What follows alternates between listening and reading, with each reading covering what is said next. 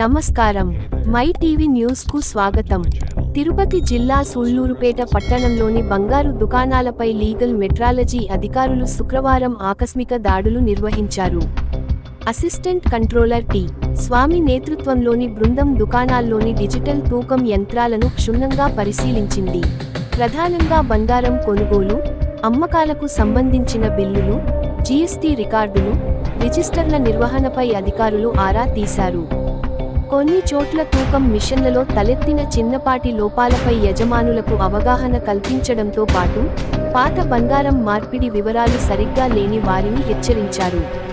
అధికారుల రాకను గమనించి కొందరు వ్యాపారులు షాపులు మూసివేసి జారుకునే ప్రయత్నం చేయగా, ఈ రోజు కాకపోతే రేపైనా సరే ప్రతి దుకాణాన్ని తనిఖీ చేస్తాం అని అధికారులు స్ట్రాంగ్ వార్నింగ్ ఇచ్చారు.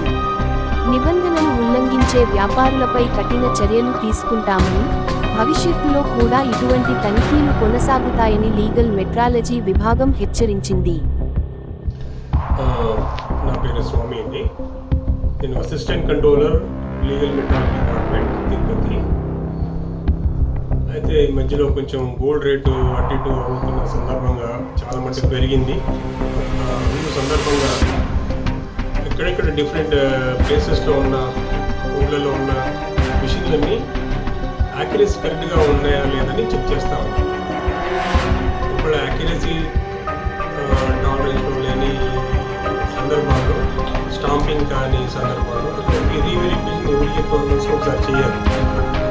ఎవ్రీ మంత్ 12 months లోపల వాళ్ళు స్టాంపింగ్ చేయకపోతే మళ్ళీ వాళ్ళకి నోటీస్ ఇచ్చి మీరు స్టాంపింగ్ చేయండి అని వాళ్ళు చెప్తారు. అలాగా ఒక్కొక్క ఊరు అంటే ఇన్స్పెక్షన్ చేస్తూ ఉంటాము.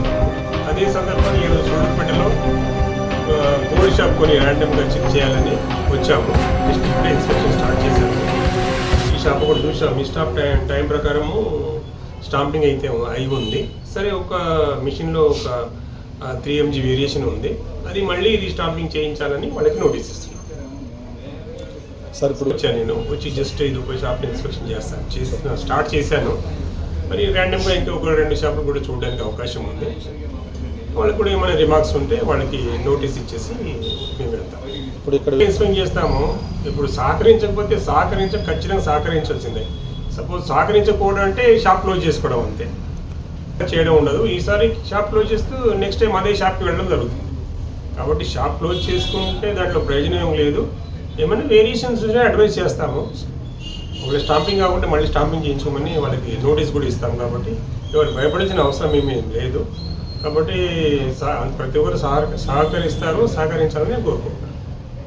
ఏం లేదు, పబ్లిక్ ఏంటంటే వాళ్ళు ఎలక్ట్రానిక్ మిషన్ వాళ్ళ దగ్గర ఉన్నాయి మీద వెయిట్ వాళ్ళు పెట్టేటప్పుడు, ప్యాన్ పెట్టినప్పుడు వస్తువు పెట్టే ముందు మిషన్ 0 ఉందా లేదా అనేది మాత్రం ఖచ్చితంగా చూసుకోవాలి.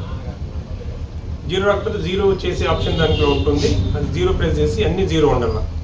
0 ఉండి అక్కడి నుంచి ఎంత వస్తే అంత, దాని మీద ఒక్కోసారి వస్తువులు పెట్టి ఉంటాయి.